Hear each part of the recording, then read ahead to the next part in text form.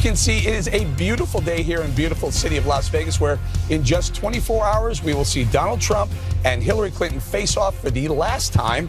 It's going to make history in many ways. For the first time, a Fox News Channel anchor is going to moderate a general election debate, the one and only fair and balanced Chris Wallace. We know he will do a stellar job, but it's going to be the final opportunity for the nominees to make their case before tens of millions of American voters. If it's anything like the last two, we're going to be in for quite a show. Maybe he's not as rich as he says he is. Or maybe he doesn't want the American people, all of you watching tonight, to know that he's paid nothing in federal taxes. So that makes if me he's smart. Paid, Secretary Clinton. woo, okay. This was locker room talk. I'm not proud of it. I apologize to my family. I apologize to the American people. Bill Clinton was abusive to women. Hillary Clinton attacked those same women and attacked them viciously. When they go low, you go high. Believe me, she has tremendous hate in her heart. Okay, Donald, I know you're into big diversion tonight. Honest Abe never lied. That's the big difference between Abraham Lincoln and you. It's just awfully good that someone with the temperament of Donald Trump is not in charge of the law in our country. Yeah, because you'd be in jail. Secretary Clinton. All right, that was some of the highlights, or maybe some of the lowlights, depending on your perspective. But, Dana, what do you expect for tomorrow night? More of this or a little reserved? Well, this is, as you said, is the most important event to date. Although I think you could argue that the first debate was one of the most important, because that set the trajectory for the closing arguments that takes place in the last 6 weeks. Donald Trump is down in the polls. He's had an interesting strategy in the last couple of weeks, which I think is just burn it all down. If he comes in with that attitude tomorrow night, I think that will motivate his supporters and probably not do much to get him the help that he needs in order to get the win across the goal line. Sure. Touchdown across the goal line finish or something. line. Touch home base. Touch home base. Something like that in the goal in the net. I think for him, he could come out and just try to say, she's been here 30 years. Nothing's gotten done. If you want change, I'm the one for you. And I think he focuses on emails and the foundation. Yeah. Those are the two things. For her, I think it's she has to bring energy, and she has to show a willingness to push back, which she's shown. But she also has to somehow say, here's my vision for the country. Neither of them have really been able to do that in the past two debates. All right, so can Donald Trump, and I think Dana's right, he's got to stay the issues, but if he goes off and starts, talking about the Bill Clinton scandals and whatnot, what's Hillary Clinton's response? Well, I mean, Hillary is lucky. She doesn't have to do anything in this debate. This is Donald Trump's last opportunity to go after people that are on the fence. I've been on the fence so long, I need preparation H. What else is new? So I've been thinking about this. That I have a golden rule. I would rather vote for someone that I dislike than someone who hates me. So I know that I may have issues with Trump, but I know that Hillary hates people like me. She hates my achievements. She hates where I work. She hates the kind of person I am. She hates my friends. So it would be like me voting for her. It would be like the Bloods voting for the Crips. So where does that lead? My advice to Donald Trump, which I have here on the sheet of paper, is you have to tell people. Oh boy. You have to tell people, look, you don't want to vote for me because you may not like me, all right? You may not like me. But let's say you have a surgeon, right? You have a top-notch surgeon with a lousy personality and a terrible surgeon with a sparkling personality, and you're going in for surgery, or your mother's going in for surgery. Do you really care if you like that person? I think that's the argument he has to make. Is that a sound argument, America? Yes, Greg, it is. Hear a thawing of the gut fell, freeze out of the Trump. There's a possibility there might be a Trump vote in the gut fell. Every time I go, Trump, then I see some of Hillary's supporters just anger me so with their stupid, condescending crap, and then I just bounce back, and then Trump says something stupid, and then I go back to her, and then she says something stupid, and I'm like a ping pong ball. Volleyball. And same size. Yeah. I'm sorry. Totally Tim unfair. speaks with a group of very conservative New Yorkers, and they don't love Trump, they don't hate Trump, but they all dislike Hillary. That was clear. So I asked them, how many people could never vote for Hillary? They raised their hand. I said, well, if you don't vote for Hillary, it's a vote for Trump, right? Look at it this way. That door right there, it's a guaranteed death sentence. That door right there, you have a 50-50 chance. You may die by going through that door, but you might survive. Die? All right, That doesn't sound so it's hyperbole. But if you know and you're sure How in your about heart possibly badly that, injured, that, Dave? that Hillary is not she's terrible for the country, don't you at least have to try the other door? Well, he's made that argument, and he said, what do you have to lose? And he said that in outreach to independents, to minority voters, African-American community, to say, give me a try. You've tried their way. She's been in politics for 20-plus years. This is more of the same way of Clinton corruption, crooked, lying, email deletion, sacrificing people in, Benghazi, lack of focus on national security. I think he needs to not defend himself, and I think he needs to talk about the issues that really work for him that we saw in so much of the exit polling. Talk about the economy. That's one poll that he's definitely been ahead compared to Hillary Clinton. That people trust him to do a better job with the economy, with infrastructure, with free market, that type of thing. Hit her on the emails for sure. Show that, yes, in fact, she's unfit because she's already been given a chance to demonstrate whether or not she's worthy of the job as it relates to government, and that she has failed the American people. The people aren't better off than they were before, and that more men are out of work in this country and not able to provide for their families. Talk to the people that way, and I think it'll work. Juan, your good friend, Chris Wallace, will be moderating this debate, and you've moderated debates in the past. Will Chris be able to keep these two on issues, as everyone's pointed out, or if it goes off into some of these tangents, will he let him? He's got to let them. Yeah, he's got to let them go off in a tangent. They start talking to each other. If there's a direct response to a comment from the other, I think Chris's take is he doesn't want to be the news here. He doesn't want to be the star of the show. They're the star. Let them settle the fight. And it's much like, the 12th round of a big fight here in Vegas. All of a sudden, you think, where'd that ref go? Because everything, you better protect yourself, son, because this is a real fight. Keep your hands up. And so But make sure you fight 12 rounds. But right now, Right. what you got for her is the reality that in the first two debates, she did so well. She has been on a straight tangent up since both debates. So the question is, I don't know what Greg is ping-pong balling back and forth because she's been out of the picture the last few days. She hasn't been around. No, but I guess what I'm saying is when you see how arrogant and disgusting some of her supporters have been towards people, you go like, I don't want to be around those people for 4 years. Oh, yeah, really. And if I look at the inside the Trump campaign and I see what the Bannons of the world are doing and what the people he's fired, I wouldn't have any such But when did they learn that? The right is learning from the Get left out line. of here. And he's right, and she thinks it's okay to divide minorities and women into classifications of please. food. Who is more polarizing than Donald Trump? But let me get back to what I was saying, which is, so for her, right now, I think the question is, does she fight with him in the way that she did in the first two debates? It worked for her. Or does she do what Dana touched on, which is, look, she's got this thing pretty much sewed up at this point in terms of the polls. And does she then say, hey, you know what, I'm going to offer the vision to the country. I'm taking the high road. Trump, on the other hand, can do this. He can say, this is so nasty, so dirty. I'm going to get so despicable.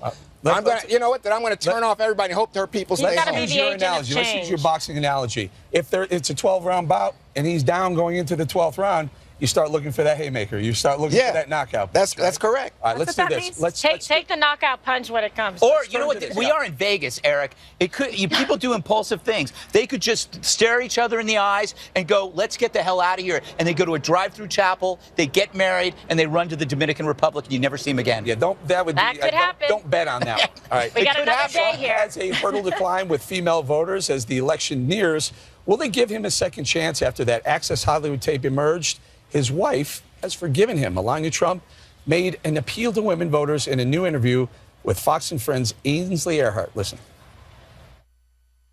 What do you say to women that are watching, women voters, female voters, that haven't been able to get past it? What do you say to them? What's your message to women? My husband is kind. He's a gentleman. He cares about people. He cares about women. He pushes them to the best level they could be. He gives them a chance to prosper in his organization and in his campaign. And he's not the man that we heard him on the tape. All right, KG, a lot of women voters were probably listening to that saying, you know what, if she can forgive him, so can I. Do you Yeah, agree? that kind of worked at the time with Hillary Clinton when people felt sorry for her when Bill Clinton was cheating on her. But I'll tell you what, but I know, there's a show. I know Melania personally. She's a really lovely person. She's really warm, very friendly. She loves her husband. She's a great mom. She's very devoted to Barron. So, you know, I think this is a tough position for her to be in. People can relate to that. This is not anything that anybody would want to have come out, especially after you were just married with your husband. But that's between them. And you have to decide whether or not that affects his fitness to be able to serve as president. And that's an issue that voters may go for. Kimberly just nailed it in the first sentence. She said this is exactly what Hillary did, and it's exactly what we were making fun of Hillary for. Hillary standing by her man. Hillary besmirching the women that were with Bill. Now, she says that it was... Well, Melania didn't do well, that. she said it was a coordinated thing, and she also said women come up to her husband all the time and hit on her and give her phone numbers. So she was dismissing it. She was dismissing. No, but it's an important point to make. It's very important. Very fair. It's now what it has done effectively has removed that criticism. You can no longer go after Hillary. So on that. Well, okay. I've said this since this whole tape came out. That is not right. I don't think what he said was right. I have a loving wife that I would never, ever, ever treat that way, and we've taught our son not to. That said, is there room for forgiveness on the Trump side for the women voters? I just don't think that. I don't know. And I don't think anybody blames Melania Trump for it. I do question, and we can get into the B block, I absolutely question the campaign's media strategy with putting her out on these interviews. I would have done it much differently because she's a huge asset to the campaign, and I think that was not the best use of her time yesterday. But I also think if you look at the polls, a lot of Republican voters said the tape didn't bother them that much, but that Hillary's argument that he is unfit to be commander-in-chief, that's the thing that has stuck more. So I don't know if that even matters in terms of the forgiveness. I don't think the women voters are coming back. What do you think, Juan? Is there a way for, at this 21 days left, for Trump to gain some of the women vote back? No, I mean, that deal's over. And, you know, the most effective thing was when he apologized. He said, you know, it was inappropriate language. And the question is, do you take what Trump said to be sincere? The polls indicate that most people don't. Right.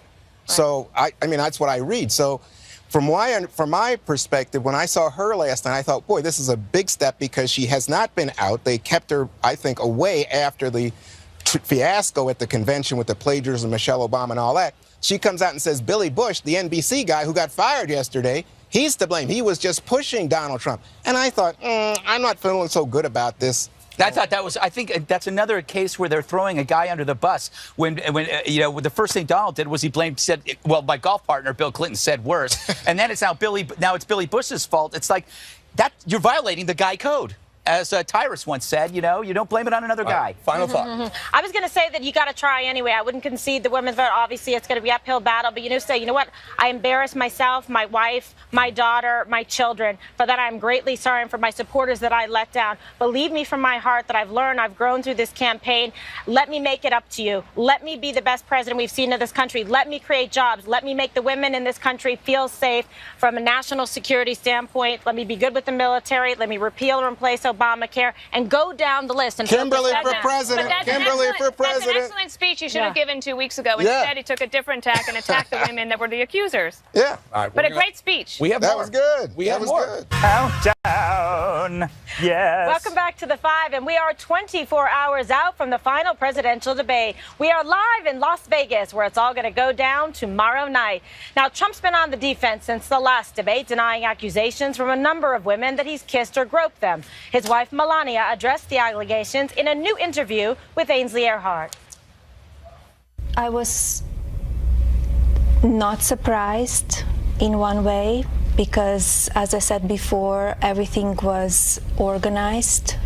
Why now? Why 3 weeks before the election? And what they're accusing my husband, that is not the person that I know. What is your message to these women? That all the allegations should be handled in a court of law and without the evidence. To accuse somebody, is a man or a woman, it's damaging and it's unfair. Mrs. Trump also addressed allegations about her throughout this campaign, accusations that she was once an escort or that she entered this country illegally. But I will not allow people saying lies about me, saying lies about my family, my husband. And I file a lawsuit, and I will file till the end because I will not allow that. Is that a double standard with the mainstream media?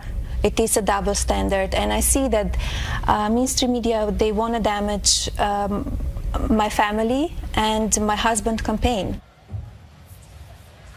Okay, Dana, so what did you think of Melania there in that piece in terms of the way she was trying to defend her husband?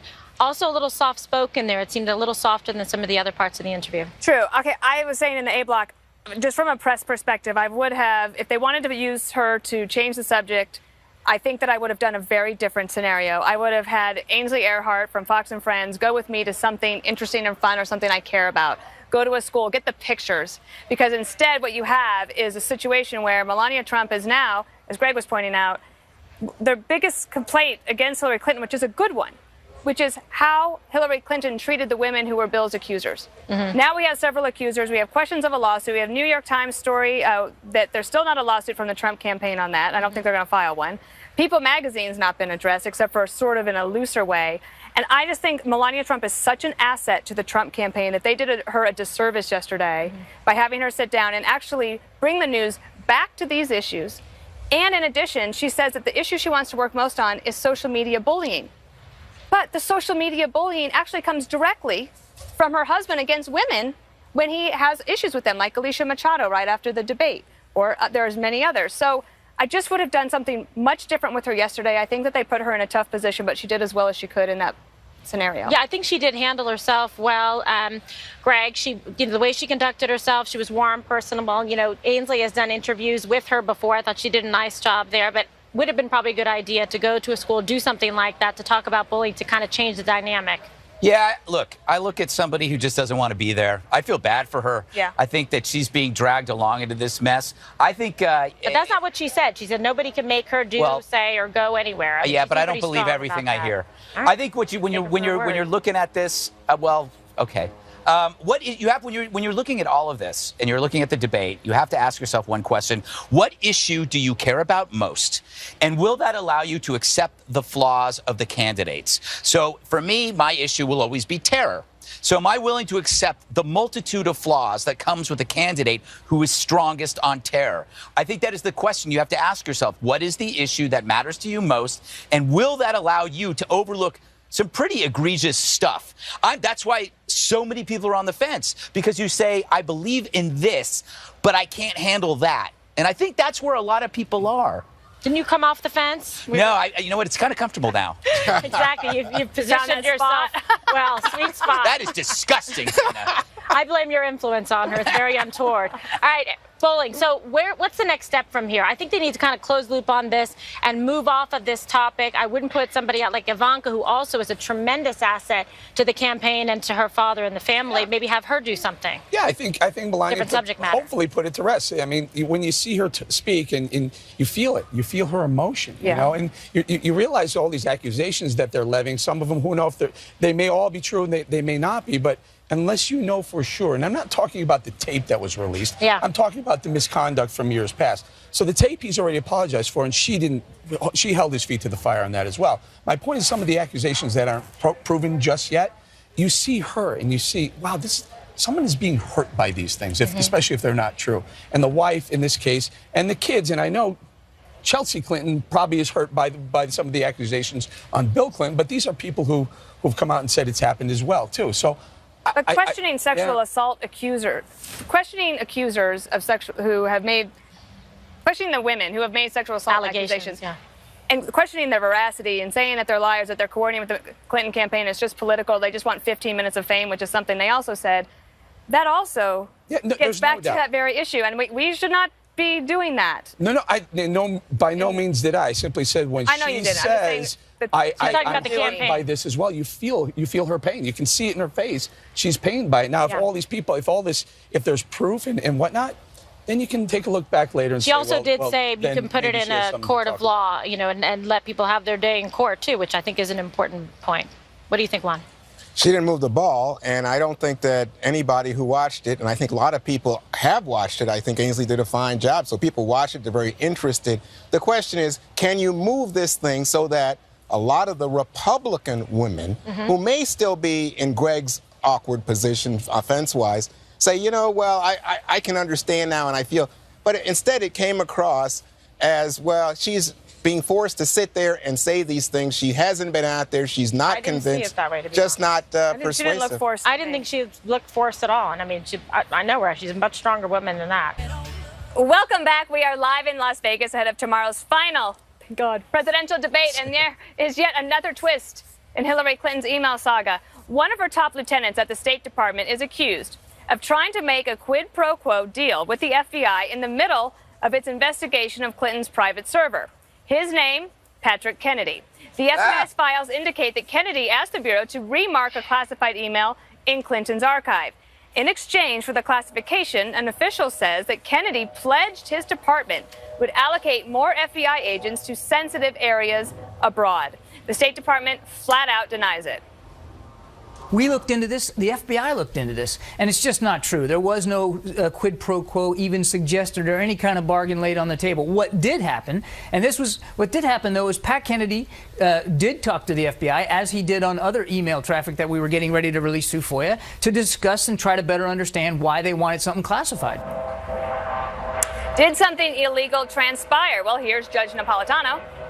It is a crime to offer a bribe, even if the bribe is not accepted. It's obviously not the crime of bribery. It's the crime of offering a bribe or attempted bribe. A quid pro quo is a trade. I'll give you this tie for that tie, the quid for the quo. And here's the response from Clinton's campaign manager, Robbie Mook. It's very well known that there were disputes within the State Department and between the State Department and other agencies about classification. It's not uncommon for officials within a department to fight over classification.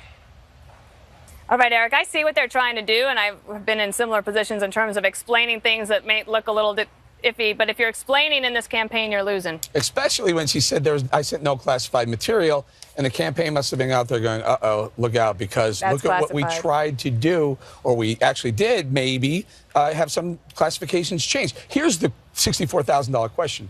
Why does the State Department, not even, he's not a high level State Department. Pretty high level. But not at the top, right? So next level down. He's in the inner circle. Why would he be in charge of divvying up FBI jobs overseas, and then the FBI comes around and they're the agency that's charged with finding out if the State Department did something wrong in all this? It's so incestuous. Is that right? Incestuous? Yes. Sure. So incestuous, it's gross. It's what everyone hates about politics. I do think that was within his realm of responsibility. But should it be is another question. Well, I guess that's a question. Juan, are you guys worried on the Democratic side about all these WikiLeaks? No, I mean, most people are dismissive, especially on the Democratic side, because there's been no headline out of the thing yet. This comes close, and in my mind, when I first heard about it, I thought, that is wrong. When you have someone doing, as the judge described, what looks like a quid pro quo, and they weren't talking about jobs, they were talking about slots and bureaus overseas for FBI officials. Right. But then I was taken aback when I saw that the State Department said flatly, didn't happen, no offer was made. And then secondly, when I read that, in fact, the person that was on the other end at the FBI was not involved in the investigation. He was just, and in fact, is now retired. It was not central. It was not in position to make any deal. Their explanations are actually pretty good, Kimberly, but their headlines are terrible. Their headlines are terrible, and it just really reinforces a belief that people have already about the collusion and corruption and underhandedness. It's unseemly, especially coming on the heels of the decision of Comey to say, no reasonable prosecutor will bring this case and the emails. And then you see this, and you say, wait a second. So it is something definitely worth consideration and further investigation between the two. I agree with Judge Napolitano, because it would be the crime of attempted bribery. There is some evidence there to suggest that they should go delve a little bit further. I hear what Bowling is saying is you're asking for them to police themselves. Of course, they're going to say, no, we didn't do anything. So where's the oversight on that? So, enter the hearings. Chairman Chaffetz has already announced a new round of hearings. Greg, if the FBI needs more slots overseas to fight terrorism, shouldn't we just give them to them? Well, this is what I don't get. This is the weirdest bribe I've ever heard. Usually you bribe for something fun, like a sports car or, I don't know, a mistress. But no, it's a job in Iraq. By the way, this just goes to show you that the Clintons can corrupt anything. They could corrupt the Muppets. They could corrupt the Smurfs. They've corrupted FBI agents who are trying to fight terror. It just goes, you know what the Clintons are like? They're like a big, giant, wet sheepdog that gets into the middle of an apartment full of people. It just shakes. And then everybody gets covered with it. Because whenever you get close to a Clinton, you come away stained. You know, I'll leave the sports analogies to you. You leave the dog analogies to me. All right. Deal? I'm so hot. You know how hot I am? How hot are you? Hotter than what? I'm hotter than a... Oh, don't say it. All right. Donald Trump continues to make claims that the election is rigged. Carl Cameron caught up with him. We're going to have that next. We're live in Las Vegas ahead of tomorrow's final showdown between Hillary Clinton and Donald Trump.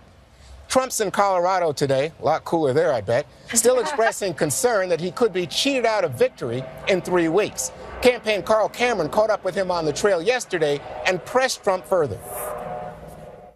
What evidence is there that you've seen that suggests that there's voter fraud underway now? Well, I am talking about past elections. I'm talking about recent elections, but past, because that's the ones we have to judge by. And when you look at the voter fraud, when you look at illegal immigrants voting all over the country, when you look at people that died 10 years ago, I mean, there's one person died 21 years ago, and that person's still voting. We have voters all over the country where they're not even citizens of the country, and they're voting. There's tremendous voter fraud. And how Republican leadership doesn't see that is beyond me. You know, Eric, this is a critical point for Republicans because I see Marco Rubio, the senator from Florida, Pat Toomey, the senator from Pennsylvania. I see the head of the Republican Party in Ohio, North Carolina, many of these states, Republican election officials saying, Donald Trump, stop it. You're hurting confidence in American democracy.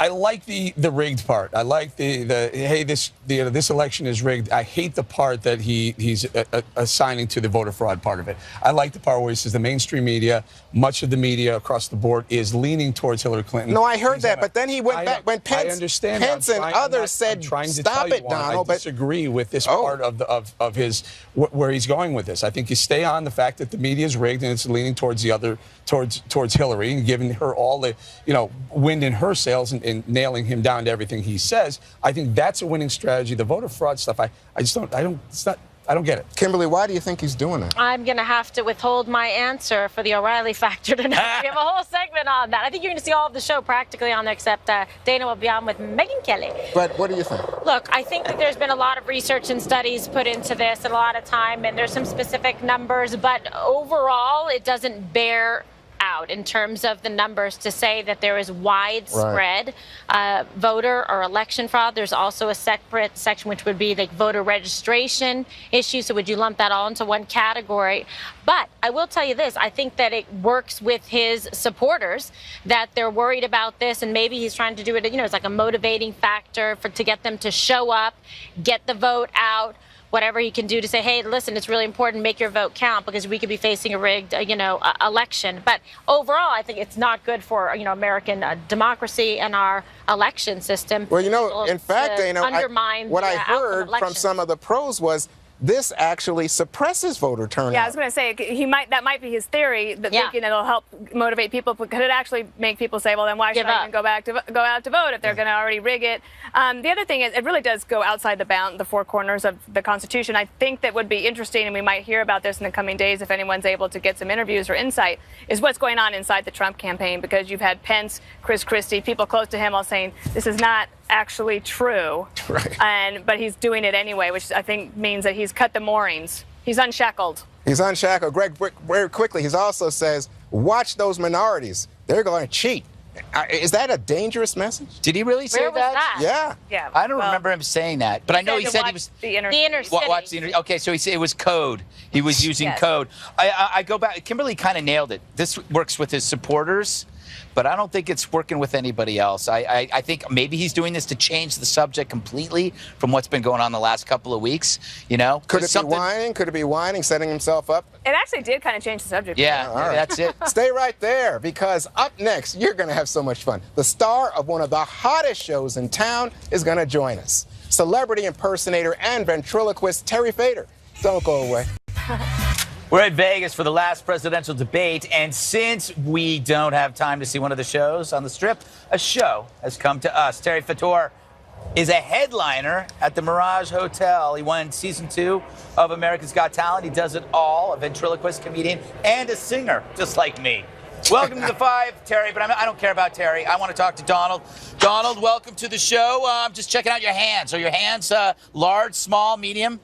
They're just the right size, Greg. Fantastic, fantastic. So are you excited about the debate tomorrow? I am so excited. I have been preparing 18 hours a day. Really? What have you been doing? In the tanning booth. Oh, very good. You're like Eric. Absolutely. Well, hello there, Greg.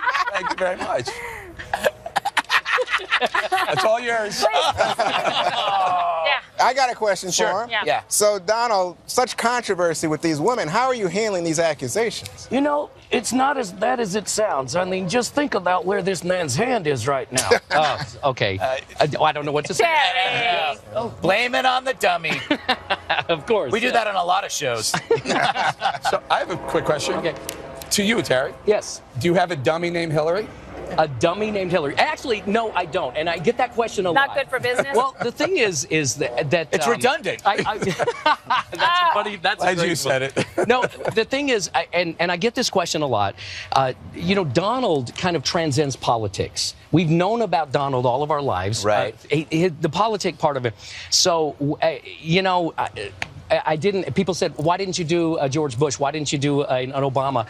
I did Donald because he's bigger than politics. If I did Hillary, it would all be about politics. With him, you know, it's just there's just so much more than just politics. So, and the funny thing is, when I bring him out on the show, the crowd goes crazy. Right, of course. And I've written a routine that whether you love Donald or hate Donald, you're going to laugh. It's all about laughter. What are you going to do November 9th? We're going to rewrite the routine, whether he wins or loses. Exactly. It doesn't matter. He's still going to be in the show. In fact, we're writing a routine for him as Santa Donald for our Christmas shows. I love it. Let me ask Donald. Oh, go ahead, Kimberly. Oh, I was just going to say, I wanted to ask Donald, why are you going to win this election? But before you answer, Donald, can you say hi to my little boy, Ronan? He's 10. Hello, Ronan. You're 10 years old. Yeah. You can be just like the Donald. In 10 years, you can date him. All you need is a good wig. Oh, sorry about this. Yes, okay. He's got a good head of hair. I love it. Honey, I'll tell you why I'm going to win the election. I've got a plan to what we can do. We can get rid of the $20 trillion in debt. Mexico's going to pay for it. Okay, well, that sounds good to me. Yeah. I like it. I love it. Excellent, excellent. So, God, I don't know what else to ask a dummy. How do you feel about the... I wanted to ask you, like, what was it like to be on America's Got Talent? Because I love that show. Well, the voting was rigged. Okay, no, it wasn't. No, it was not. It was not rigged. It was a lot of fun. I got to say, I loved every second. A lot of work. Time I was on. It was a lot of work. They had us working from 5:30 in the morning until like midnight, and I absolutely loved every second. I did not go in there planning to win. I went in there planning to have fun and just enjoy every moment of it. I did not think I was going to win. I thought it was just going to be on television. And it was an amazing experience. Well, you're great. We're glad to have you here. Thank you. Very fun. I love the hair. My God, Donald is fabulous. Well, last question. What are you going to do your first day in office, Donald? First day in office, I'm gonna drone attack our enemy. Wow. Which CNN. one? Oh, there you go. Oh my God. He's joking. You're joking. It is a dummy. We know he's joking. I was too.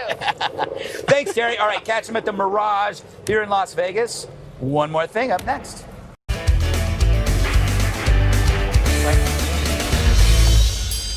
Alrighty, time now for one more thing from Las Vegas. Today, Juan starts. Well, since we're in Vegas, we got to give you the celebrity news. And the celebrity news of the day is that Bob Dylan, who's actually just was in town for a show, can't be found by the Nobel Peace Prize Committee. The Swedish Academy has been unable to reach the singer to give him his Nobel Peace Prize. The secretary for the Academy said, I've called, I've sent emails, and received friendly replies. For now, that's not enough.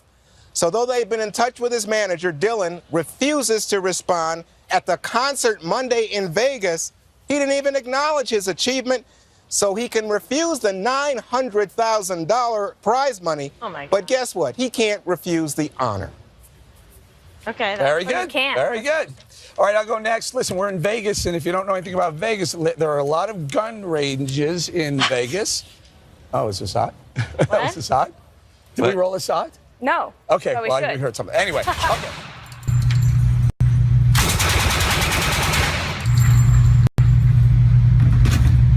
From my cold, dead hands. Not a AK semi-automatic, fully automatic Tommy gun. That was the Las Vegas Did you gun love range. it? Thank you to Ali, the producer. Yeah, it was fantastic. Nice, Really cool. Bowling. Really cool. Look at Wow, look at that photograph. Guns and When you run for Navarone, Congress, baby. that'll be front and center. Yeah. All right, Dana, you're up. Well, it's true. You could use it to your Give 'em some advantage. red All right. meat. So it's been quite a year. I love to read columnists in the morning. Richard Cohen is one of them that I read, and he talked about a crazy year that it's been for lots of reasons. One of them was Black Lives Matter and this issue of police and colors of community. Yesterday, I thought something remarkable happened. Chief Terrence Cunningham of Wellesley, Massachusetts Police Department, he's president of the International Association of Chiefs of Police, said this to everybody. We must forge a path that allows us to move beyond our history and identify common solutions to better protect our communities. For our part, the first step in this process is for the law enforcement profession and the IACP to acknowledge and apologize for the actions of the past and the role that our profession has played in society's historical mistreatment of communities of color. So I thought that was quite remarkable, and I'm sure there'll be something we'll probably talk about in the future. Hopefully things will get better on that score. And then I'm going to join the ranks of my co-hosts. On Thursday night, I'm going to do a live book signing from my apartment with Jasper for the new book that's coming out next Tuesday. Let me tell you about Jasper. So I don't know how that's going to go. I think it's the first time it's they've ever gonna had be a great. dog on. I'll tell you what. I'll tell you what. What? It's going to be good. That's going to be good. Yeah, hopefully. Is Peter going to be there? Yeah, I think Peter will be there. Okay, cool. What about Greg with Flat Jasper? Nope. Nope. You're up, brother. Boy, I'm sweaty. It's hot. How hot sweaty are are you? I'm sweatier than a. Anyway. This happened at a diner. You know that guy, Tim Kaine? Here. He went to a diner and then he was mistaken for somebody else. I'm the other one. I'm Kaine. I'm the other one. Now, this shows you how dumb Tim Kaine is. If you're mistaken for your adversary, the first thing you do is say you are that person. Then you strip naked and you run through the diner screaming at people. You smear food all over your chest and your body, and you roll on the table and you steal people's money. And then the news in the next day is Pence loses his mind at a diner, and then it's a shoo-in. By the way, I am on O'Reilly tonight, and I'm going to be talking about this very same topic. You might have been canceled after that display. KG, all you. All right, and I'm going to be on before Greg. I don't think so. Pop Billing, what? You won't get canceled. But this is so cute. Yeah, they don't cancel. Okay. Puppies replacing flowers at a wedding. Dana, you would like this. It's very sweet. So for most couples, right, it's all about the flowers, an important part of the day. But one couple is putting puppies in their place. Catherine and Brad Zemer used rescue puppies for their professional photos in place of the flowers. What happens to the dogs after? Oh, my gosh. Who's giving that back? No one's giving No that back. one. My goodness. It's like a swag bag. You can but come it to has the a live puppy in it. signing. All right. Puppies That's it galore. for us. Well done, Eric. We did our best. Get out while Back we here can. It's sweaty. Tomorrow from Las Very Vegas. sweaty, Just a Eric. few hours before the final debate. Until then, special report coming up 9, 8, 7.